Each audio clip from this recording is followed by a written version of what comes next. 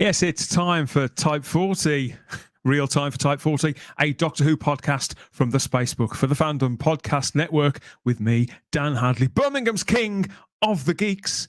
It's Saturday, the 19th of November, 2022, and here we are again, we've got one sleep behind us in between the latest chunk of news concerning all new Doctor Who, and we thought we'd get here live in front of a chat full of friends, fans, and companions on YouTube and Facebook for the next edition of the Type 40 podcast. More piping hot Doctor Who content and conversation on our free-speaking, big-thinking show for everyone. And that's whoever's your doctor, doctors, or companions, and whatever your take. Welcome to our TARDIS.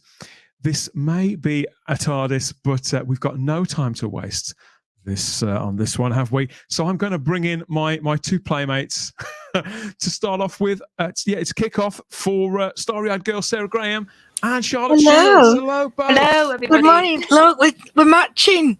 Yeah, we are. You didn't know. Yeah. It's the Ruby thing. Obviously, we just thought we've got to wear red. Yeah, just you look like you're both on your way to a hoedown. Oh, we did.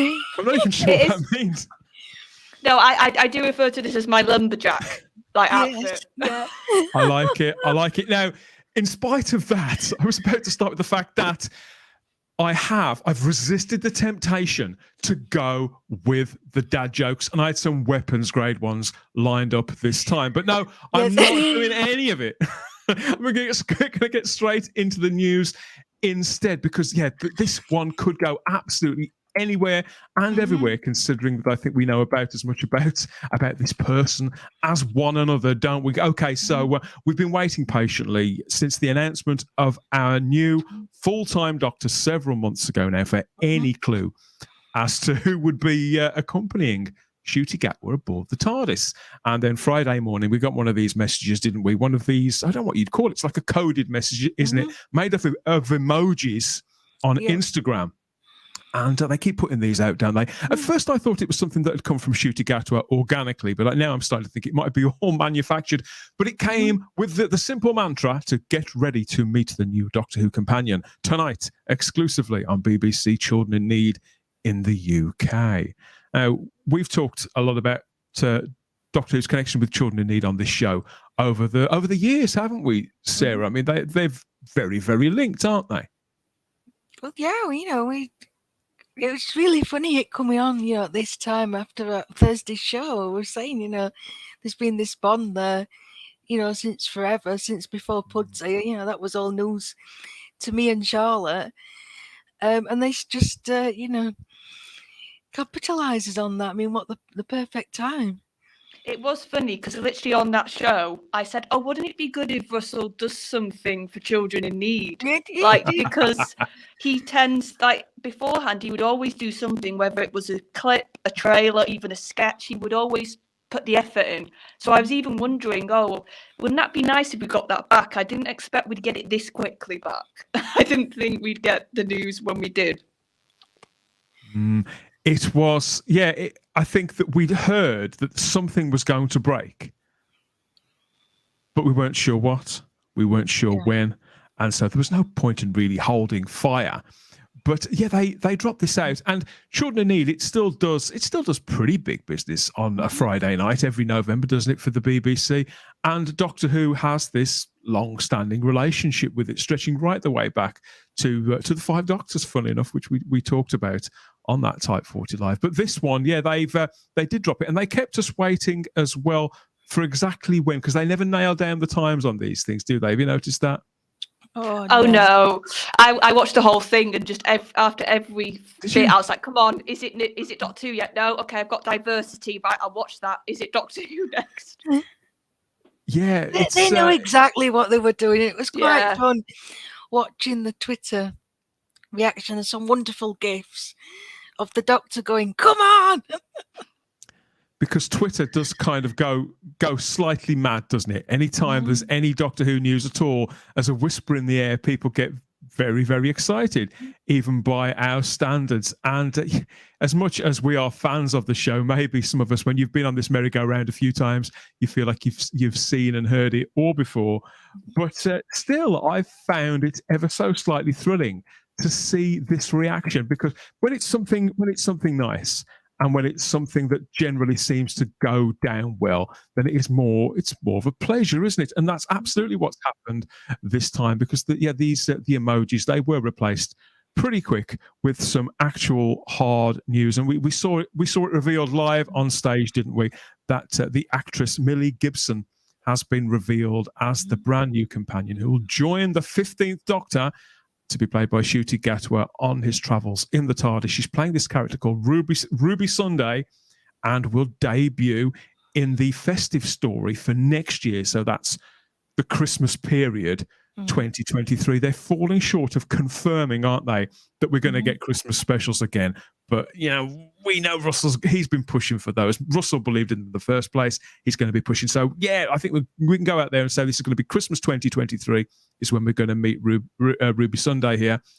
The actress is best known as Kelly Nealon in Coronation Street, and received the Best Young Performer Award at the British Soap Awards earlier this year. Now, hand on my heart, I'd never heard of this woman before. I'd never so much as seen her face that I'm aware of, Charlotte.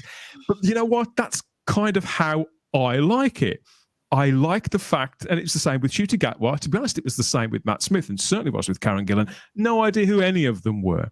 But I don't know, is it slightly racist of me to assume that you probably would know who she was? You being from the north, I assumed you watched Coronation Street. Were you aware who Millie Gibson was? Well, I haven't watched Corrie in a good amount of years, but when I was a kid, we would all sit down every night and watch it. So it's not so much of a guess. And I'm biased here. It was nice to hear the northern accent when she was on the stage. And she's got quite a warm northern accent. So it was quite nice to hear that. And yeah, it makes sense. Like Russell, we know he likes soaps. Like we know he watches soaps as well. Yes.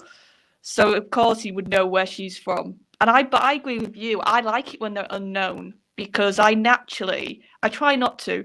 But if I already know the actor, like with Bradley Walsh, like with John Bishop, like with Catherine Tate, I sort of already have an idea in my head what the character's going to be a bit like, even though they could play anybody. So I prefer it like you said. I don't have a clue who she is.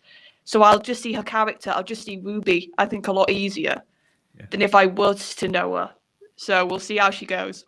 Millie will be Ruby. Russell T Davies has always been a massive fan of television generally, hasn't he, Sarah? He makes no apologies for being a fan of populist television. He watches all the soaps, knows all the characters inside out, and has done for decades. In fact, I think he wrote a couple of the Coronation Street straight to VHS specials they used to do when they take some of the characters over to Las Vegas or something like that. I think he wrote a couple of those, but I think that's as far as he's ever really got with it, maybe a few episodes of Coronation Street or whatever else. So, were you surprised that it was a soap actress?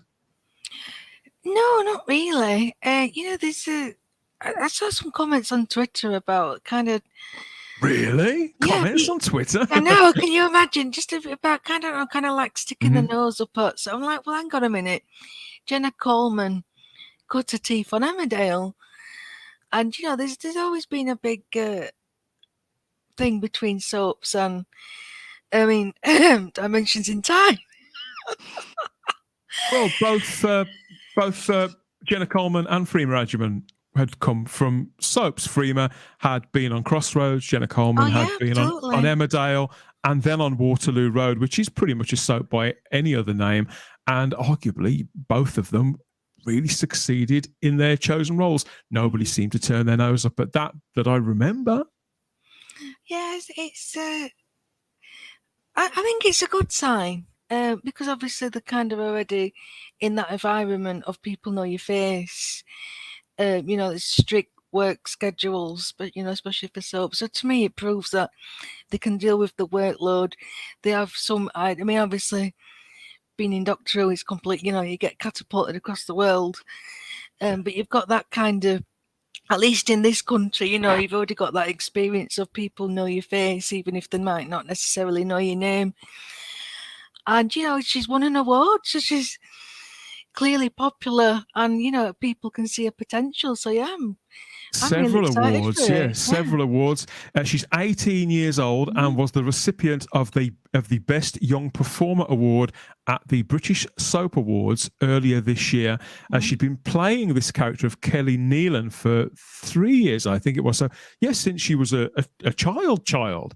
And so there are millions of people out there in Britain, because Coronation Street, of all the soap operas, that's the one that still gets the biggest audience, I think. So Yes. millions of people have grown up. Millions of people have watched Millie Gibson grow up on their television, and they will feel almost, I mean, some younger ones will feel maybe like she's their sister, or they've always had a crush on her if they're younger ones or whatever else, and others will feel quite parental towards her. And whilst I'm sure that Russell has cast this actress based on her ability and that warmth that you described, Charlotte, the relatability, that's a real gift of particularly soaps, isn't it? Because they're in our homes 3 or 4 nights a week. Yeah, and I think, I saw more comments, not so much about the soap, about her age. A few people saying, oh God, he's cast a really young actress again. But I think for a companion, I think that's what Russell likes, and that's what he knows to write, more importantly. Yeah. I think he sort of knows that dynamic. And I think, honestly, that's what I'm liking, that it's a traditional dynamic, just to look at her age and sort of how young she is. And I just think Russell's is going to run with that. And in the back of my head, because of Shooty's age, I did think he's probably going to go young just to suit Shooty. Yeah, I couldn't see him going. Shooty has just turned 30 years old, isn't he? He looks about 22, though, doesn't he? He does. He looks young. He does. Yeah, I agree. An older woman. Oh man, but I don't know. It would. And I think having had Bradley Walsh and John Bishop so soon, I think it was right to go younger. And this is the audience he wants, just like back in 2004. It's the young people he's chasing, and we've got that. You've got a lead from a popular, young adult program, Sex Education, and then we've got, now we've got the companion from a popular soap. It all makes sense to me. When I saw the story break, I immediately put it on the Type 40 social media, so I got a picture and put it up on there. And somebody said to me, "Oh, that picture you've used, she was only 16 when that was taken. She was a child." I said, "Every single picture I've seen of this woman, she looks like a child to me." She looks impossibly young, but in a good way, and in an exciting way. I do feel that soaps are great minefield for talent for a show like Doctor Who, to ideally, when Doctor Who is firing on all cylinders, and I certainly get the feeling that those cylinders are at least rattling and firing up now once again. When it's firing on all cylinders, this is a show that can make talent and break them onto that global stage like that. And with soap operas, Charlotte, of course, as intense as it is for us watching them, as I said, 3, 4, sometimes 5 nights a week, for these actors and actresses, they get to do everything, don't they? I mean, apparently on Coronation Street, Millie Gibson's character has been accused of murder. She's run away from home. She's had all these different things happen to her. And so it must be a very, very intense period for them to grow up, and also to be swinging from one thing to another dramatically, to access different sides of a character as they're fleshing them out. Yeah, and we've all said, like, whoever... I think it's same for a doctor and a companion. You need to have that sort of breadth of emotion, and to show that breadth and how you can do one extreme to the other. And I think also just energy. I think Starry's talked about it. I think she just seems to have energy. And that's what, honestly, when I see Shooty and her, I think they're going to have that, like, the energy is going to bounce off each other, because he's so, like, full of beans and smiling, and like, she on the stage, she couldn't stop smiling on Friday, and she was just a bit giddy, and I like that. So I think they both have got this sort of high energy about them, which I think is going to, instead of not like be too much, I think it's going to complement possibly sort of Shooty's doctor to her possible companion. So we'll see. We're we're going to take a closer look at the revelation there of our brand new companion for Series 14 of Doctor Who that'll begin with that special over the festive period in 2023. We're going to take a closer look at that in a moment. But it brings to mind, doesn't it, Sarah, the comeback in 2004, the dynamic between Christopher Eccleston and Billy Piper that ignited new Doctor Who. I think we all hope that all new Doctor Who can recapture some of that magic and yet weave a spell entirely of its own, despite the fact that so many of the same creatives are involved. Obviously, this is nearly 20 years on, and all the stars do seem to be aligned. I'm getting that feeling again, Sarah. I am, absolutely. And I got told off on social media for comparing Ruby to Rose, but the superficial similarities are there. She's young, she's blonde, she's popular, she's fashionable, she's trendy, really relatable. But obviously, she's going to have her own character, her own individuality, and I can actually see a kind of ace thing going off. With the Doctor being like a tutor and she being the pupil, but not quite as maybe as serious as like Capaldi and Jenna, but I could really see her as an ace character, being that kind of plucky, adventurous. It's funny you say that, because obviously they've kept all of this tightly under wraps, as they are the entire production. We'd heard on Type 40 that the companion had been cast some months ago. And we had confirmation from, I think it was Shooty that confirmed that a few weeks ago in New York, that the companion had been cast in September, which was in line with what we'd heard. Mm-hmm. But the only thing that I'd heard other than that was a quote, and I think it was from Russell T Davies, who said that the new companion, that people were going to love her, what else was he going to say? He's created her, but people were going to love her, and that she was a companion for the ages, in inverted commas. And somebody asked me, what does for the ages mean? And I think it means, in my view, it means kind of what you said. I think somebody who encapsulates the time, not just any kind of social issues or anything like that, but a modern person that somebody can relate to. I think that Rose Tyler's a prime example. I think Ace was certainly an example of it. I'd say that other characters, maybe haven't been quite so. I think Katie Manning as Jo Grant absolutely was. So was Sarah Jane Smith. That is somebody. That is a character for the ages, Charlotte. Somebody who kind of defines the times that we're living in as a statement to move forward from. Yeah, and I think Russell will not want to repeat Rose again. I think he's very aware that we do not want just 2005 again. I think he'll want to do something different.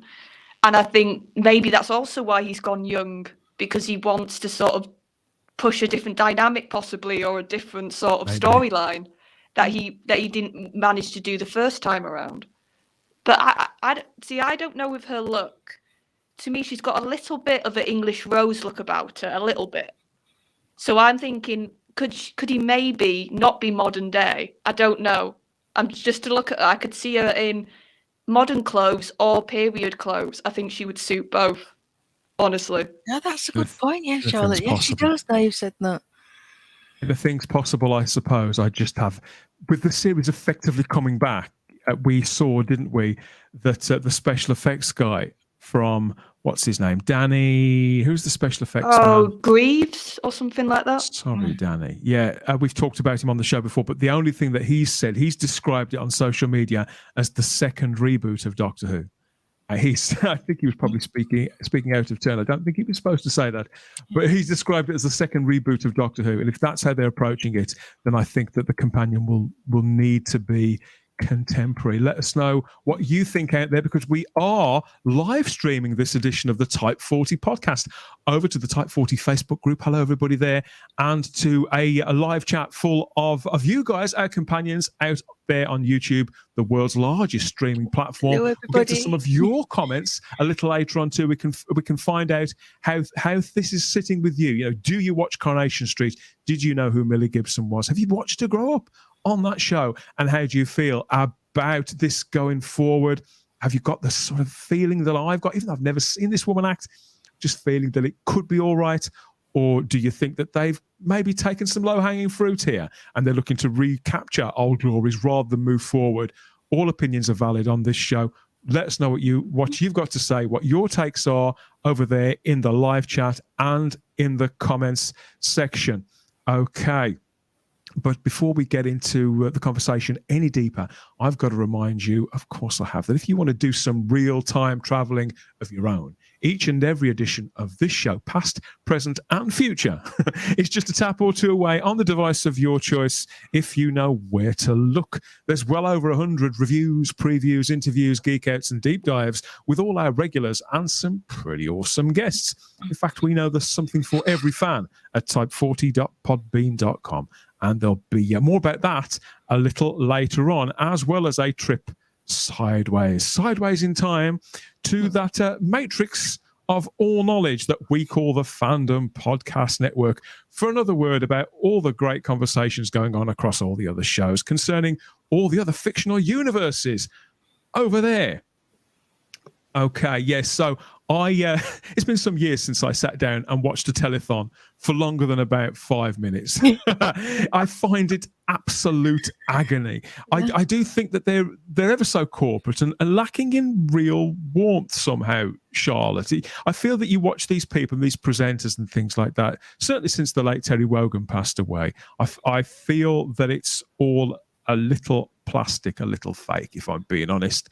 But it raises money for good causes, and that's what matters. And it makes headlines and it breaks news, and that's exactly what happened this time, wasn't it? So let's take a look. Where is it? Because we got the original emoji here, and that's one thing. That is publicity in itself, isn't it, really? This is a shorthand, I suppose, that we're used to seeing these. We use these in everyday life. And the idea that Doctor Who is now capitalising on that, it's quite fun, I think.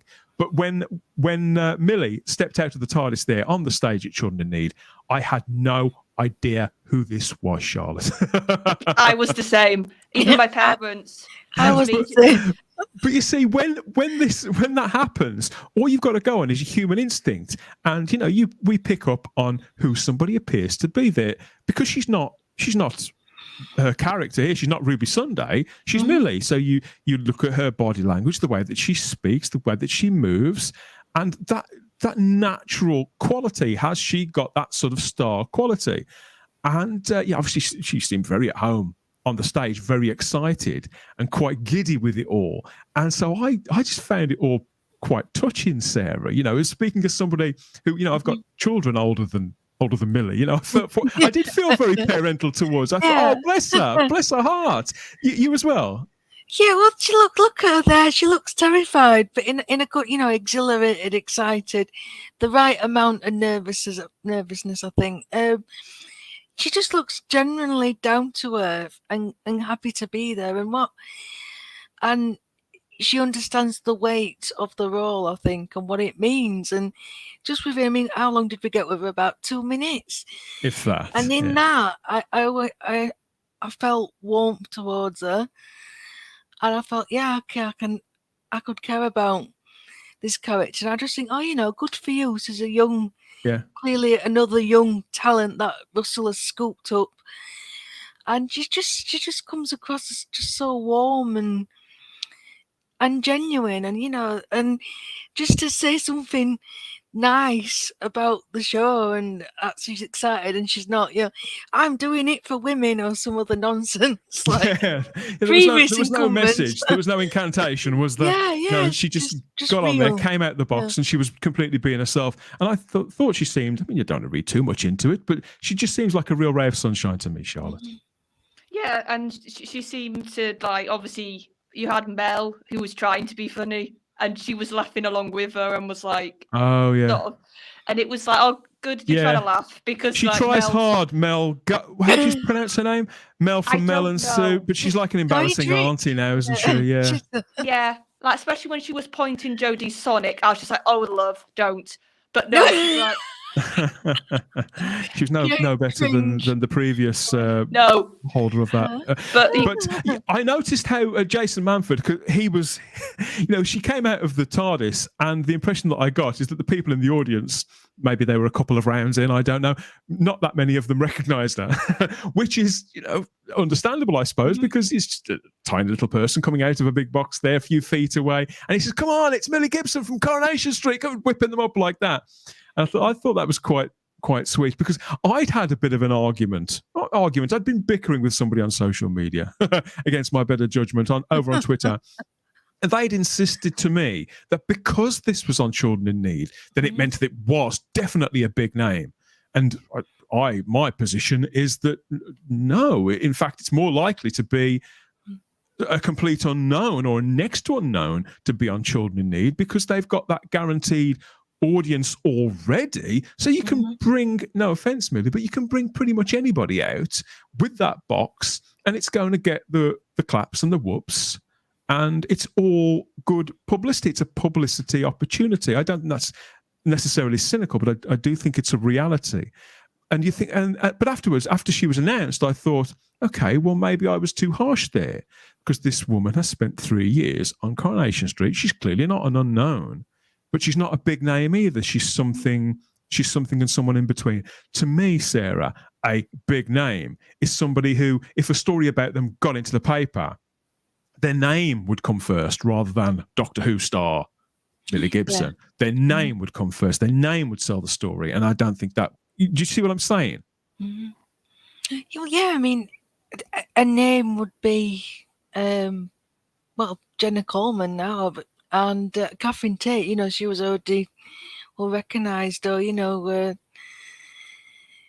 I'm struggling to think now. Billie Piper. I mean, Billie Piper was huge. I mean, I know everybody knocked her at the start. Oh, she can't act, or like she's a pop star. But she was never Billie's out. Billie's own name was the headline, wasn't it? She was never out of the papers with Chris Evans and all that. But yeah, I agree. But no, to me, this gives me the feeling of David Tennant. Because he'd been around, he'd been in Blackpool and he'd just done Casanova, but he wasn't at that level until Doctor Who catapulted him. And Matt Smith had been in a few things.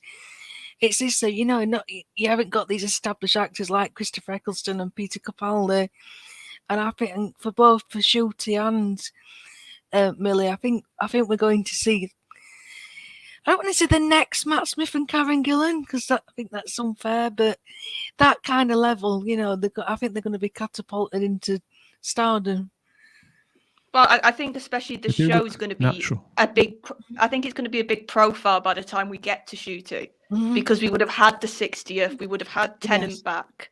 So I think that's why we're getting the news now to sort of prep us for when we do see them. Because we've got to remember, we won't see anything of Ncuti, we think, until Christmas next year. We probably won't see anything of Millie till even later, because there's nothing to say she's going to be in his first episode. That it could just be a doctor without a companion, we don't know. So I think it's good that we're seeing them now, and like we're starting to get a bit of a taste now. And I agree, I think they look really good together in photos.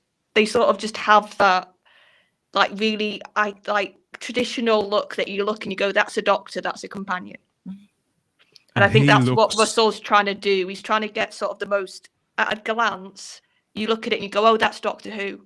I think that's what Russell's whole mantra is going forward. Ncuti Gatwa as well. This is the first time I've seen a picture of him with the shirt on, I think. I think he seems like a great guy, I do, so I'm only gently taking the piss. But he seems very relaxed in this photo that we've seen of them together, and he seems older as well. He seems like somebody who's getting down to work. And we've got this quote too. He's with the press release. He says of his new co-star Millie Gibson, he says that she's full of talent, strength. She has a cheeky sparkle in her eye and is sharp as a razor. She captured all of our attention with her effervescence, and then solidified that attention with the sheer talk of her talent. Wow. This adventure is going to be so wild and so fun. I cannot wait to sail the universe with Millie. Again, it's very verbose, isn't it? I suspect that he wrote that rather than spoke it, but it's it's the usual kind of hyperbole that you see, but it's still nice. It's still nice. It still feels so homely. It still feels so Doctor Who.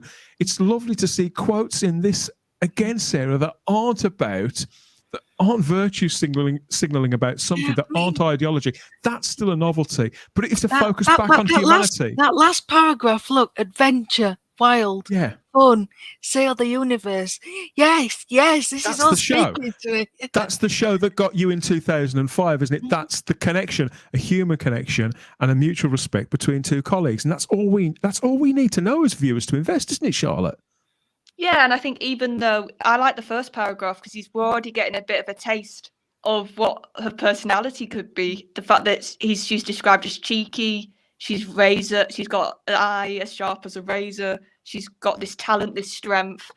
So I think even then he's starting to sort of tell us a tiny bit, like she's not going to be a quiet companion. She's going to be sort of this big personality. Tegan Mark too.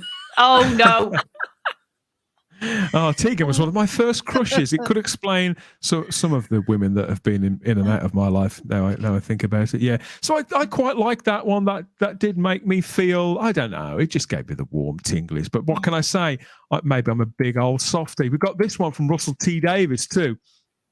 Typically Russell. He says, it's the great honour of my job to find the next generation of talent, and Millie shines like a star already. She's brilliant, dynamic, clever, and a wonderful actor. As a Coronation Street fan, I've seen Millie survive chases, guns, and sieges, but that's nothing compared to what lies ahead for Ruby Sunday. Ruby Sunday. Now that sounds like curry night, doesn't it? But but it is. But it is a very Russell T Davies name. It just rings in the ears like something. I guess like something from a storybook. It's more signs that this show's back in the right hands. Yes, but I don't know. It's like something between our world and a fantasy world, just enough. I think Russell gets that absolutely bang on. And on past experience, Russell T Davies has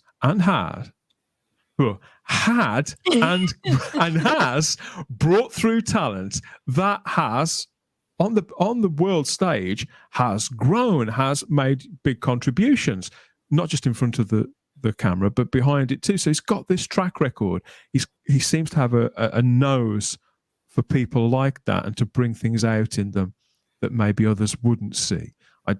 People think that I revere Russell T Davies too much, and perhaps I do. I'm not saying he's perfect, but these instincts, I can't fault them so far, Charlotte. I can't think of anybody really from certainly his original stint on Doctor Who that was miscast or not capable of doing the job that he put them in.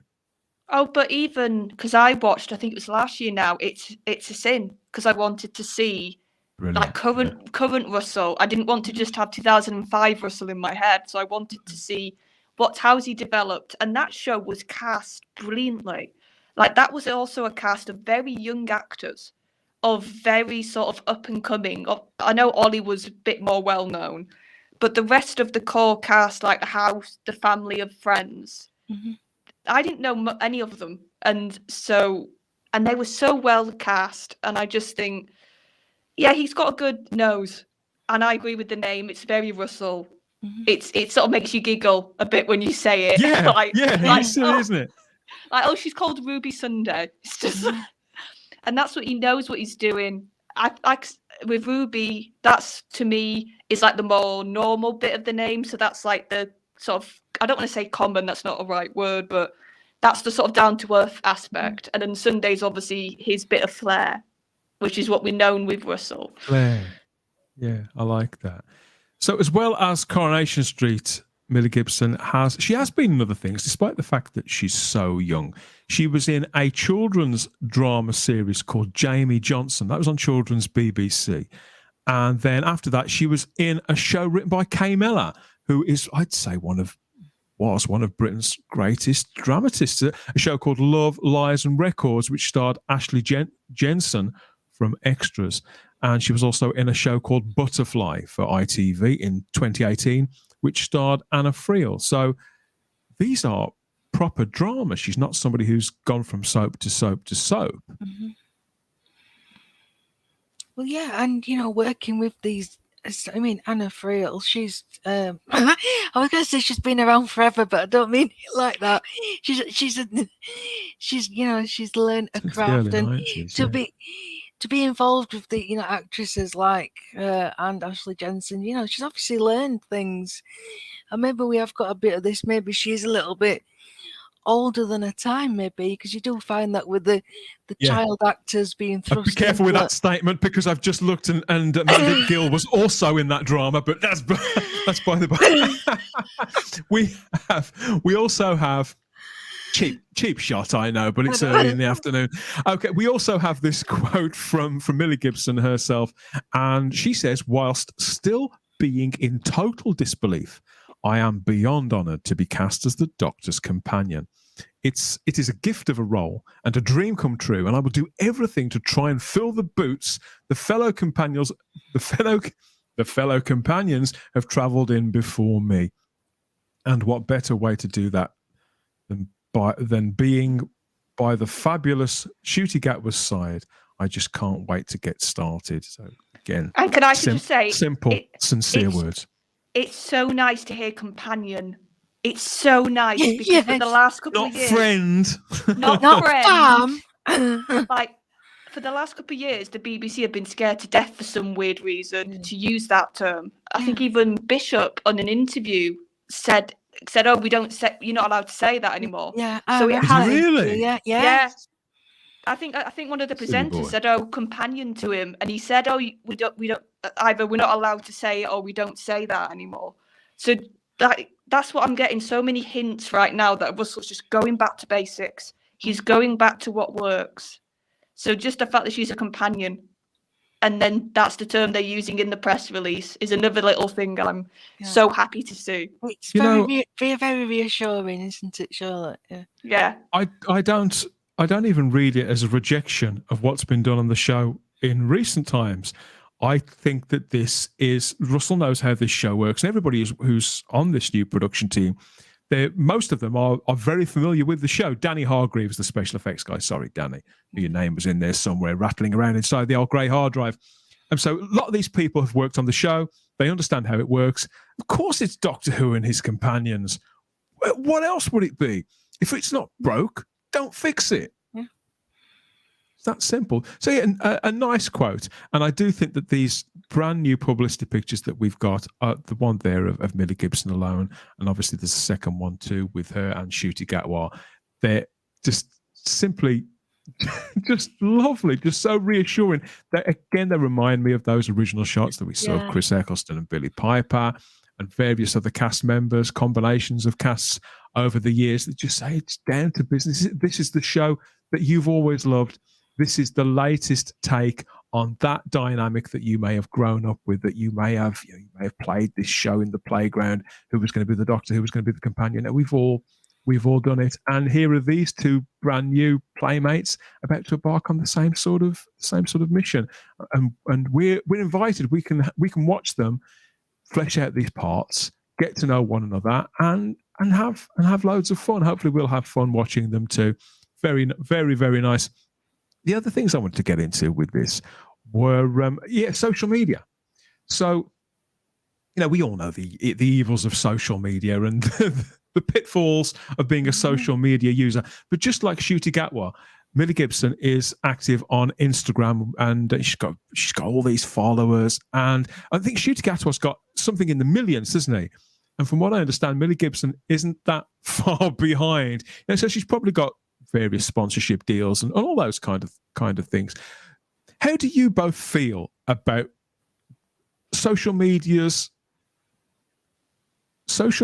influence on the modern cult of personality and cult of celebrity? You see, my feeling is, and I understand that Ncuti has stepped back a lot from his use of that. I feel that's wise. I feel that they should get down to work, and particularly in the case of being the Doctor, you're encompassing this part, this character that's supposed to set an example to children. But some of that's the same for the companion too, isn't it, Charlotte? So am I being a bit hardline expecting simple actors and actresses to come off social media like that? What do you think? I think you wouldn't get them off, because Millie's generation, Ncuti's generation, it's just part of their life. It's just how they do everything. It would feel alien to not be on it. But I think obviously having some guidelines as to what they can and can't say, having probably a bit of like, you're doing filming in a couple of weeks, maybe just have a bit of a reduce your usage a bit. I think that's the more likely thing that's going to happen with Millie, because it's such a hard slog, and it's months and months of filming they're going to be doing, so they won't have time, to put it bluntly. So I think naturally you won't see the social media use a lot, just because of the nature of filming. But I think it can be if it's used well, it could help the show. Honestly, it could really, because fans could have that feeling that they can talk to the Doctor, they could talk to the companion. I think that interaction we've seen with Russell, how he's really like got excitement through his social media teases and the whole sort of putting little likes on the things. People get really excited. So I think if used well, it could actually really benefit the show.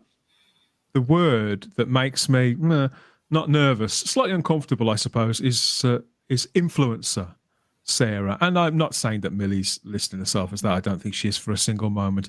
But obviously, when people get a certain profile, they're approached, aren't they, by manufacturers of products to say, can you use our face cream and talk about it? Can you, if you've got a picture of you in your hallway in something that's from the latest season at whichever clothing store, can you also have the bag in the hallway too when you take your selfie? That does happen, doesn't it? It does happen. And again, it just seemed to be a roll-on thing from social media. But it did kind of happen before. I mean, at my age, when I was watching the 2005 series, what Rose wore, and it's Rose that I remember particularly just because of the age and the age I was, the things she was wearing, I was wearing, or I wanted to wear, and there was certain things like she always had a Punky Fish jacket on. Can you remember? Yeah, and that was a brand at the time. And again, and as it's moved on, a lot of female fans do take notice of things. I know Jenna Coleman always wore lovely outfits in the show, and she gets cosplays quite regularly. So I think this is just an extension of that. But I would imagine that this has all been taken care of in the contract. And again, like Charlotte was saying, what you can show, what you can say. And it'd be good, like for like merchandise things. She could be there with the latest scarf or hat or whatever. Look, check out this. So it can work both ways. But I think Russell really is capitalising on social media. I mean, it was the tweet-alongs that got him back involved in the first place. And good point. He saw the power of that. And again, I think that's why we've got this emphasis on, these announcements with the emojis and using Instagram and Twitter. I think he's been pretty savvy with that. So I would think there would be conversations had, and they will be sensible. And like Charlotte says, they're going to be too knackered. They'll probably just pictures of him stood in the rain with coats on like we used to. And of course, the Doctor Who, the Duchess of Doctor Who Twitter has spoken, Charlotte. Georgia Tennant, I should say, has had her say, and she tweeted out that publicity picture there of Ncuti and Millie together, just with the tagline there saying that's going to be one cool box. Yeah, and Georgia's lovely because she's like the in-between person between the fans and Tennant. So I think so. It's sort of, because he doesn't do social media, so you sort of see him a little bit more because of Georgia and her use. So and I just think, I just had a thought, it'd be cool if like even we can get little like pictures behind the scenes, like of them just on set, like Sarah was talking about, like when they can release it. Like here's me and Ncuti just like by like this outdoor filming set and just putting it on her Instagram. That's what I mean. I think it's I think if it's used for the right reasons, this could actually make the Russell's era really connect and really make people feel like they're a part of it. They're a part of Doctor Who. They're a part of the show, but without getting too much involvement.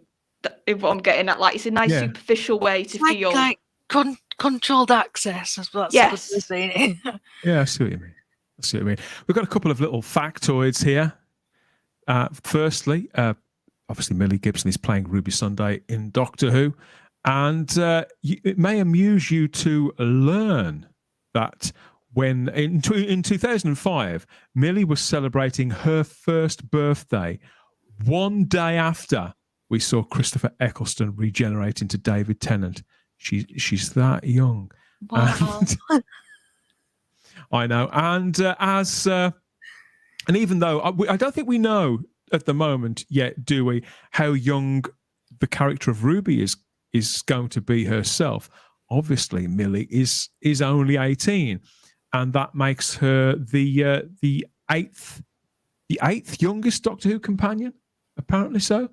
She's only beaten by Vicky, Dodo, Victoria, Zoe, Adric, Nissa, and Ace out of the whole of Doctor Who, and she's the youngest of all the new series companions since the 2005 comeback.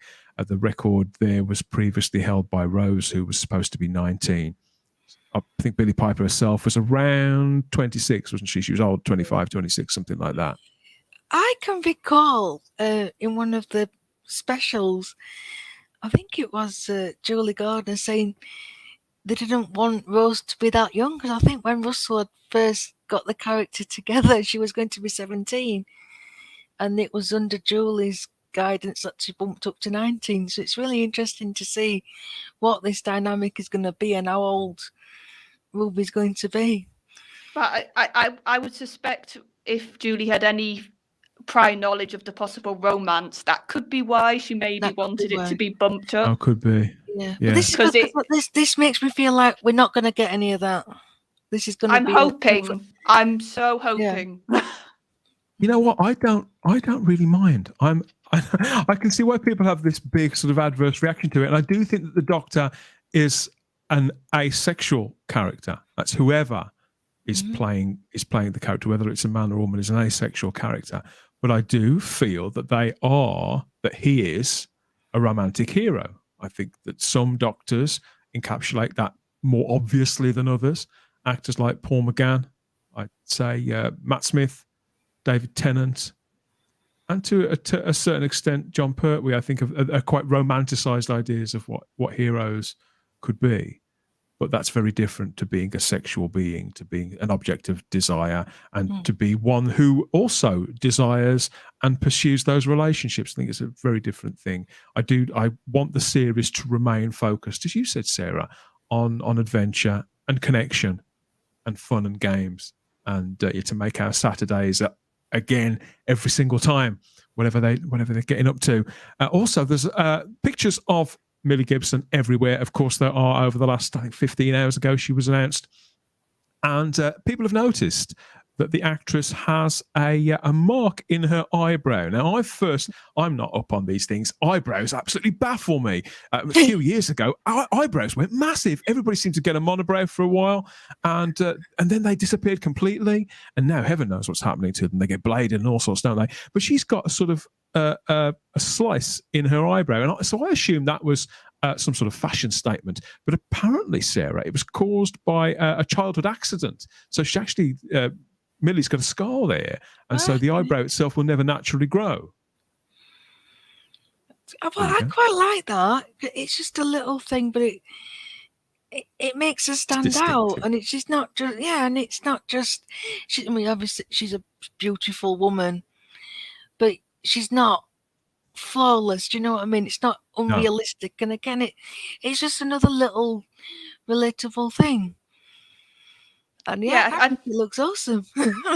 Yeah, Story. I think she's just the right amount of somebody you'd meet walking down the street, but she's pretty. She's just the right amount. Like, she's not like a knockout in the sense of you don't feel like you would come across anybody like her. And I It's think Russell's very... totally feasible that you would see her working in Iceland. Yes. Yeah, that's pretty much how I feel about it too.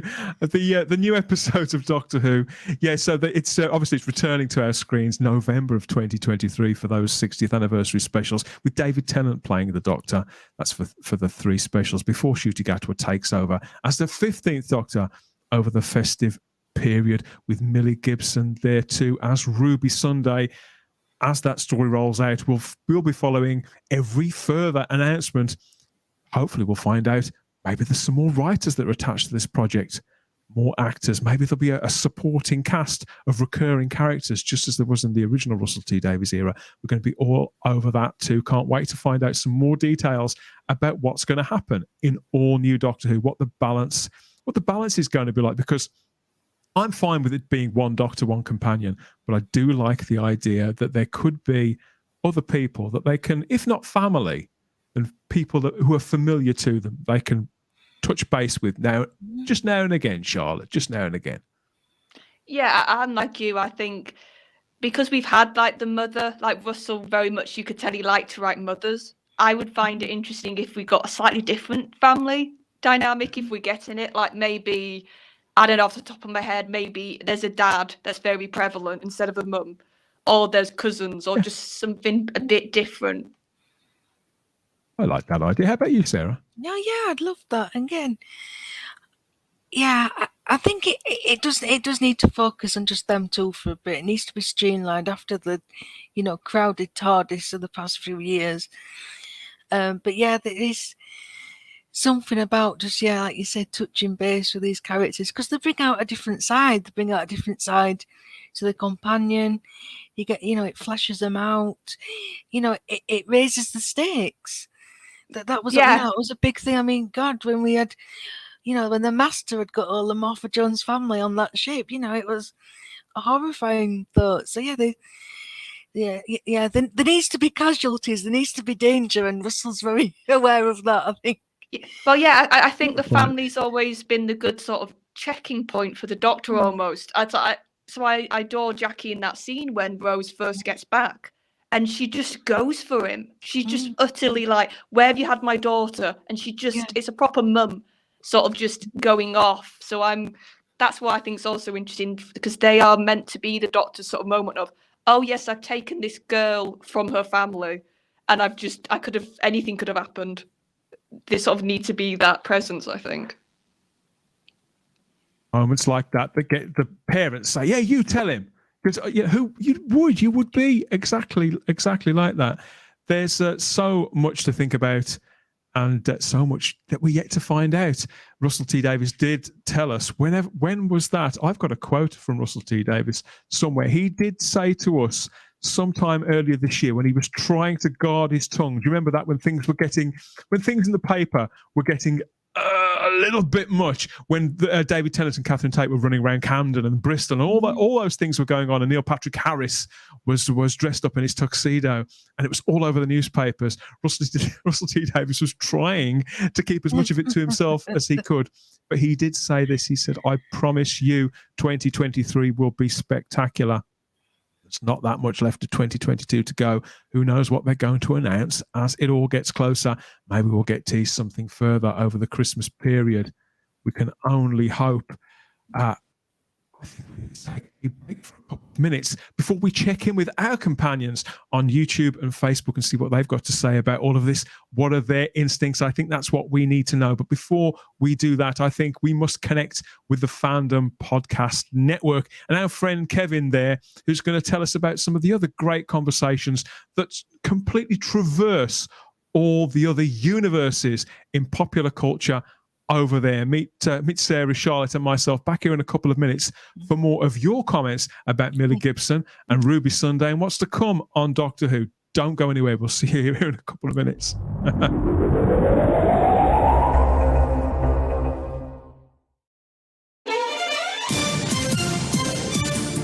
Thank you for listening. We hope you're enjoying this podcast. Here are the other great shows on the Fandom Podcast Network. Culture Clash, where we discuss the latest in entertainment and pop culture. Blooded Kings, our show covering the entire Highlander universe. Couch Potato Theater, we celebrate our favorite movies. And Time Warp, our fandom flashback show discussing a year in movies and our favorite retro movie, TV, and pop culture topics. Good Evening, discussing all things Alfred Hitchcock. Hair Metal Podcast, we cover the rock metal music of the 80s and early 90s. Type 40, a Doctor Who podcast, discussing the time-traveling Doctor Who universe. Lethal Mullet, an action film podcast covering the 80s, 90s, and beyond. Also, check out the Lethal Mullet Network for more great podcasts. What a Piece of Junk, our Star Wars podcast. Making Treks, a Star Trek podcast with a deep dive into the final frontier. The Fandom Show, our Fandom Podcast Network live YouTube show discussing the hottest topics in fandom. The True Believers MCU podcast, discussing the Marvel Cinematic and Television Universe. Union Federation, our Star Trek and the Orville Show. And we're proud to welcome the BQN Network to the Fandom Podcast Network. Please visit our friends on the BQN Network, a Star Trek Universe podcast that also includes your favorite topics, movies, history, superheroes, and more. You can find the Fandom Podcast Network on YouTube. The Fandom Podcast Network is also on all major podcast platforms. The Fandom Podcast Network audio master feed is on Podbean at fpnet.podbean.com. You can find the Fandom Podcast Network on Facebook, Twitter, and Instagram. You can email us at fandompodcastnetwork@gmail.com. Thank you so much for listening, and remember, respect others and enjoy your fandom.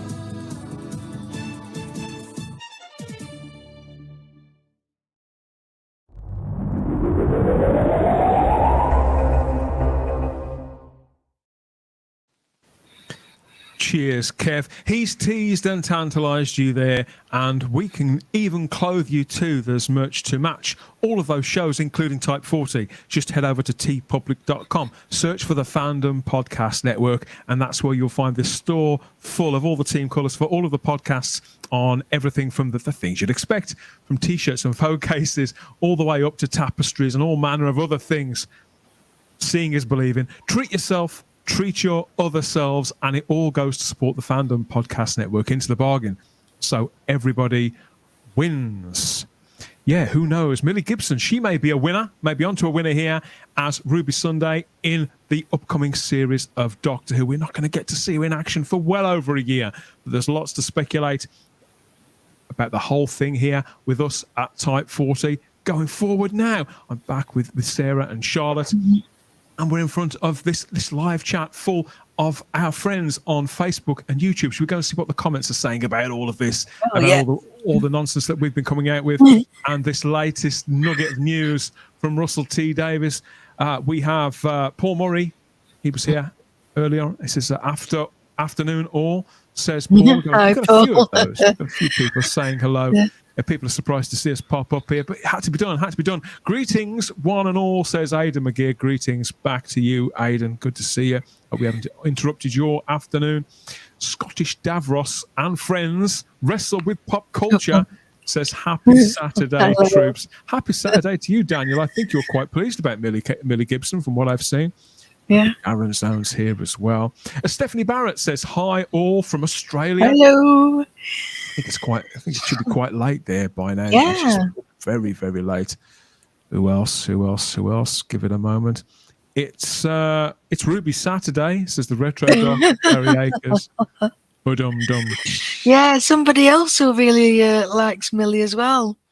Mr. Retro Doc. Hi, everyone. I wonder why. Dan, Charlotte, and Starry. She's a baby. I know she's a very pretty girl. I get it, but she seems so young. What else? Tony. Looking through all the chat here. Tony L's here too, and so is Peter Harrington. So lots of regulars from our regular Type 40 live streams on the Thursdays. Nice to see that, as well as some new names. Whoa, the only drawback is got to work my way through them. Wendology, hi Wendy. She says, hey everyone, looking forward to seeing her acting alongside Shooty. Lovely to feel positive and hopeful about Doctor Who again. The Thin King, a big Corrie viewer by the sounds of it, says both her parents died in Coronation Street, so she had a pretty rough emotional ride in the soap with some gritty storylines. That's got to push an actress, hasn't it, Sarah? Yeah, absolutely. I think that puts her in good stead. Paul Murray adds that hopefully this will bring in new young fans, which the show really needs, and bring the not we back. That's absolutely essential, isn't it, Charlotte? At this point. Yeah, the show needs to rebuild on both fronts. It needs to be family viewing, but it needs to get that hardcore back. And I think Russell's very aware of that. He's aware of the power of soaps to reach people, and what it can do to maintain those connections, and with the stars as well as the characters. Tony L says, I think Russell T Davies wrote for soaps like Families and Children's Wards. That's right, he did, and created a soap opera and satellite television. You're absolutely right. I think it was called Revelations. It was a sort of, I can't remember, it was sort of semi-religious, wasn't it, about a vicar and his family on Sky?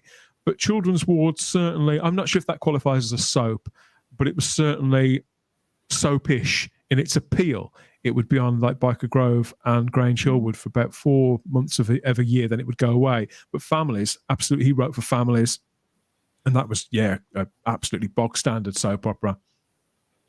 Paul says here, it's lovely that both actors have a great respect for the show. Well, they seem to. Yes. They seem to. Crimpling Doubloon. Hiya, Crimpling Doubloon. Hiya, Crimpling Doubloon. Says she'll be cold going out like that in this weather.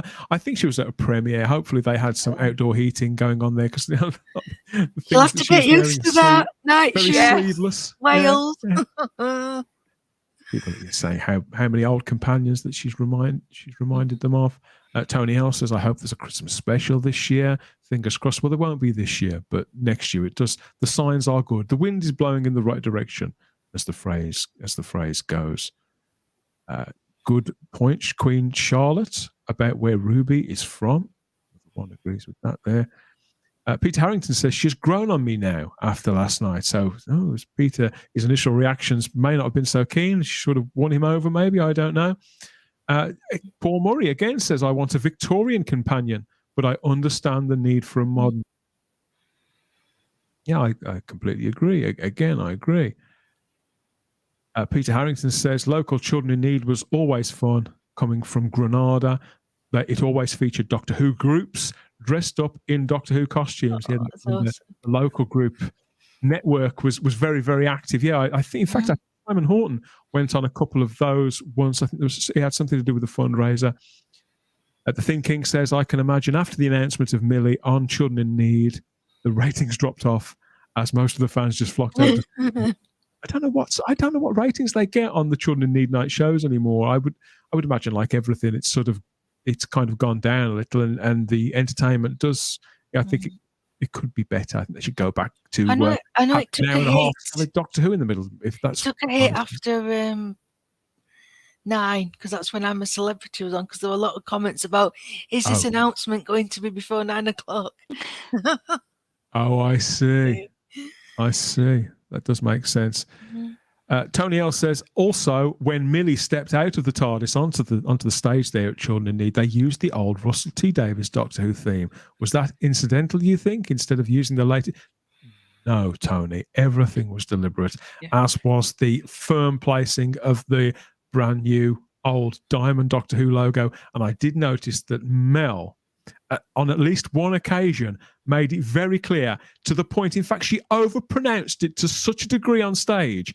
I felt that she'd been coached to make it clear. Did you notice when she says, current Dr. David Tennant, current Doctor, it's safe to watch, everybody? Because let's be honest, the people watching Children in Need night and seeing this last night will be considerably more than have stayed with Doctor Who during the cataclysmic events that have played out under Chris Chibnall and Jodie Whittaker. So it is current. I could just see it in her eyes. You must read that bit out. Don't mess this up, Mel. Yeah. That's very much what I put out there with that. Meta Whovians says hi. Hello. A simple hi. Might still be quite early for them.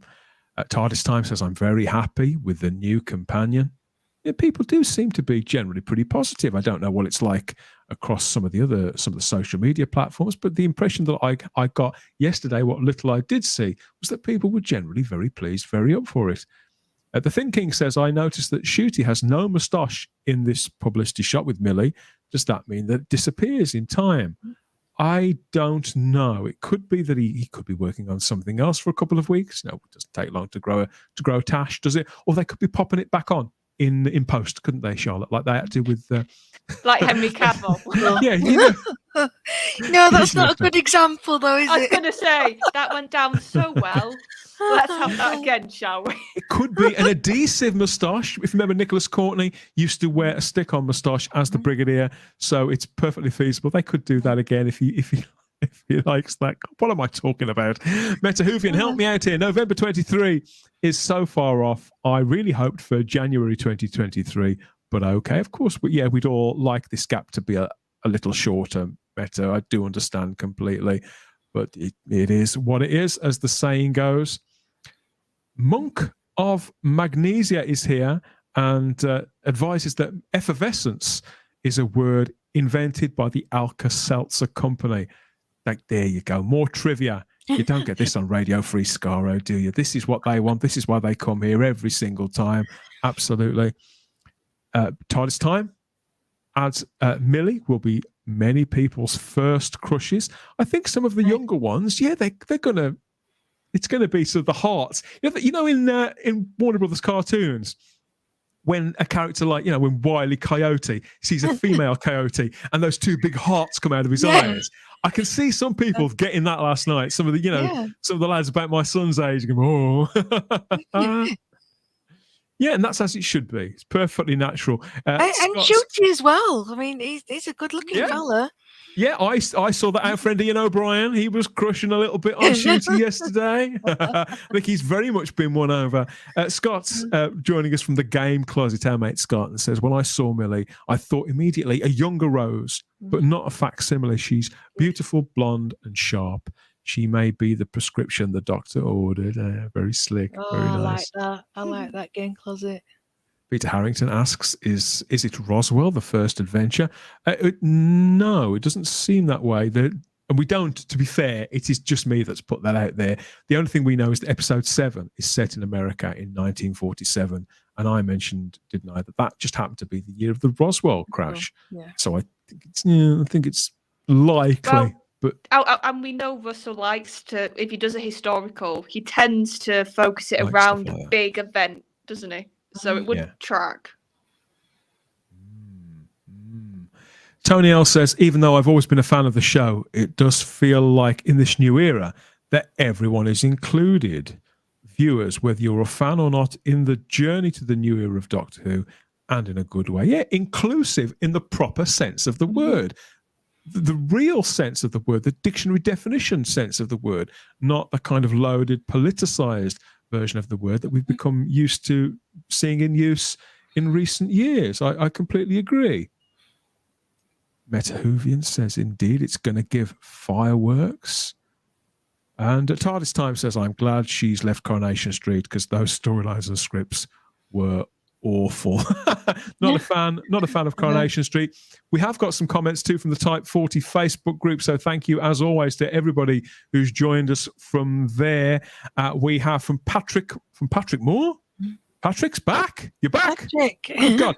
Patrick says when he says, I'm fine with that, with Millie Gibson. Loved her in Coronation Street, a good actress. We've got simply the word blimey and 3 heart-faced emojis from Joe Herdman. We've also heard from Richard Jenkinson, who says, I've no idea who she is, but I like her. And Philip Edney from the Sirens of Audio podcast, he's dropped us a message too and said, how brilliant is Russell T Davies? Take 2 upcoming stars from 2 of the most popular programs on TV and put them together. Mind you, they are such a good-looking couple. He's going to have to work hard to keep the hanky-panky out of the TARDIS. It's decisions like these let you know the show is now in sensible and safe hands. What do you think about that comment there, Sarah? I absolutely agree. Yeah. Hanky-panky. I don't. Yeah.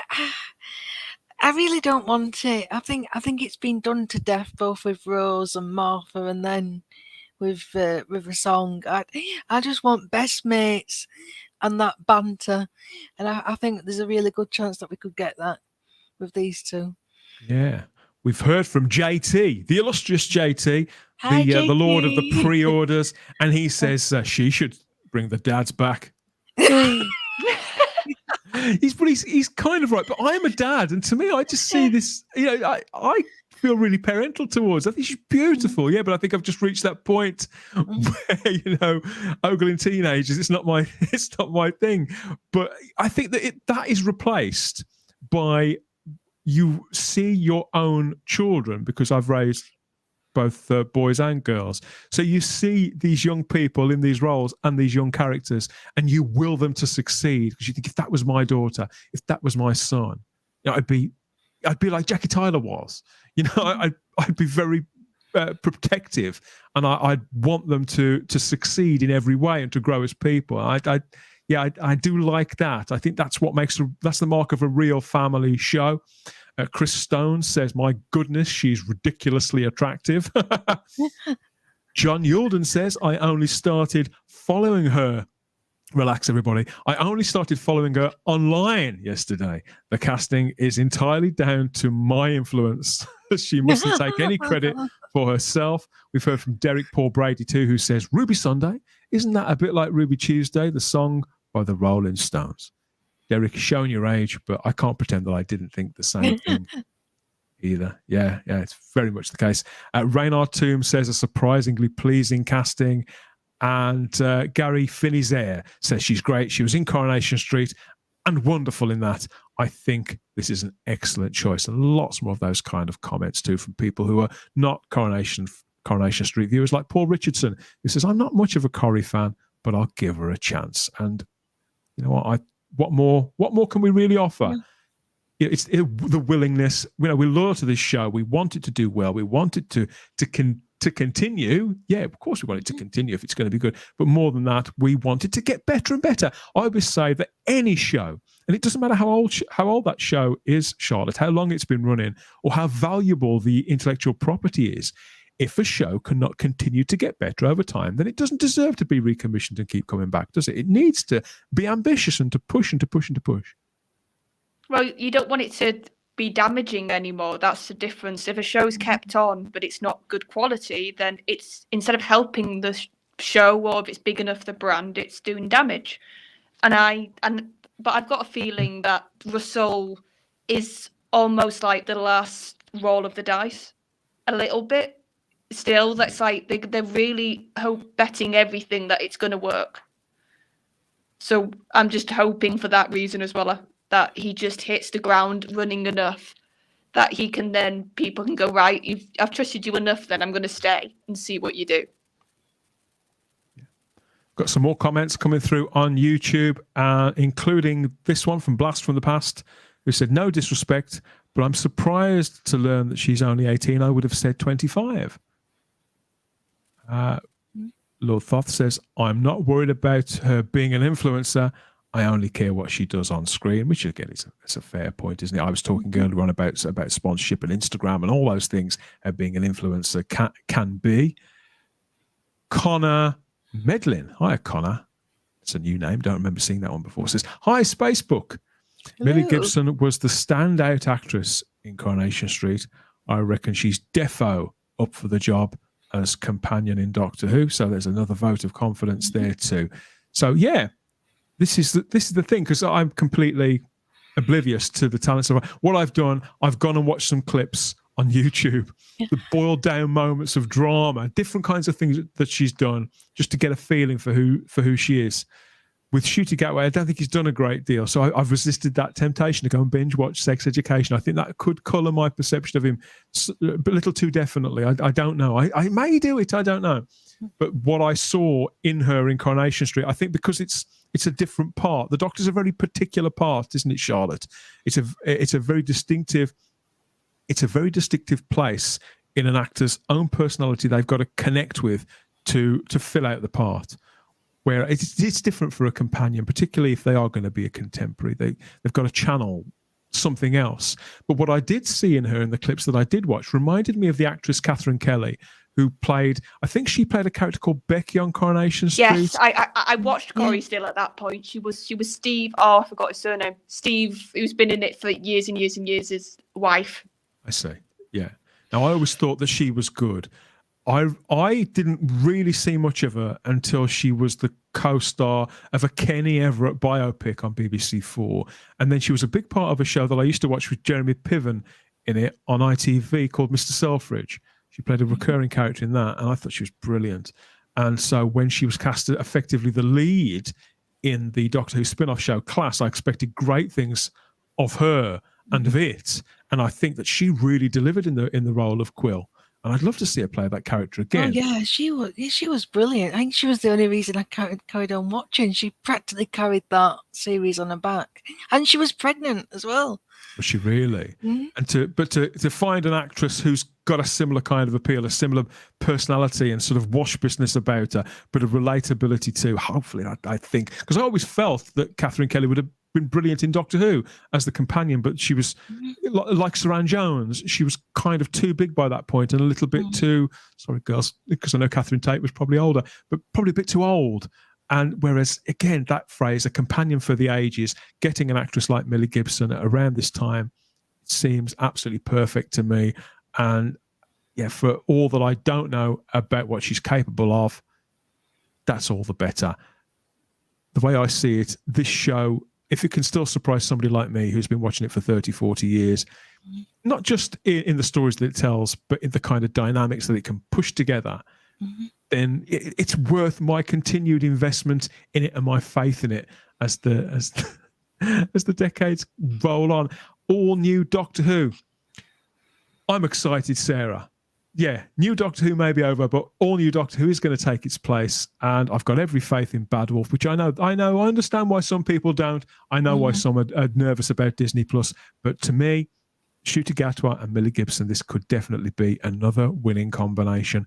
Thank you to everybody who's watched and listened to us live streaming this edition of Type 40, a Doctor Who podcast, over to YouTube and Facebook. Thank you for all your comments. Keep them coming on YouTube in the comments section, of course, and we'll get back to you there. You can find video editions of every edition of Type 40 over there on YouTube on the Facebook channel. That's a regular thing as the show continues to evolve. Okay, where to next? What next? How about some of this?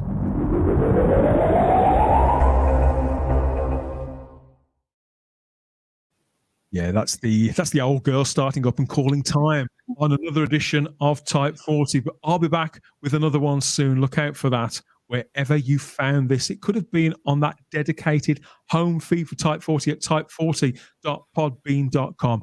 We could have rolled up on the podcatcher of your choice. New ones are being added every single month. We've just joined Apple Music too. Thrilled about that because it's even easier to use than most of the others. But we're on Spotify, Stitcher, iHeartRadio, Apple Podcasts, TuneIn, Google Play, and the Podbean app itself too.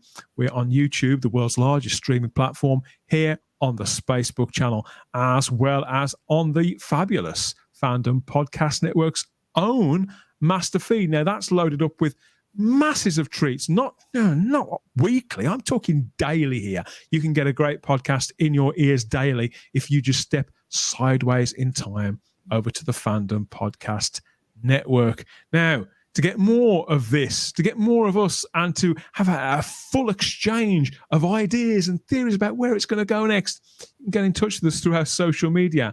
And that's on Instagram and Twitter at Type40 Doctor Who, or you can email us type40doctorwho@gmail.com.